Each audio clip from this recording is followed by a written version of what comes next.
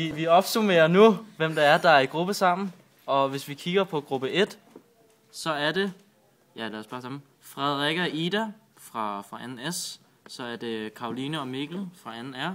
Kasper og Christoffer fra 3. U. Og Shub og Magnus fra 1. U. Gruppe 2, det bliver Jonas og Daniel fra 2. S. Pete og Danny fra 2. R. Christian og Kasper fra 3. U. Og så er det Øsken og Mark fra 2. U. Så har vi gruppe 3. Det er Frederik og Louise fra 2. S. Så er det Ly og Dan fra henholdsvis 2. R og lærerværelset. Rosalie og Lucy fra 3. S. Ram og Samoon fra 2. U. Og Sonja og Tobias fra Kultorvet. Henholdsvis en asiat og en hvid dreng. Så har vi Peter G. og Christian, der henholdsvis er fra 3. S og 2. S. Anders og Tolstrup fra 2. R.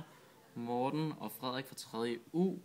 Kasper og Thomas, som er fra 3. U også.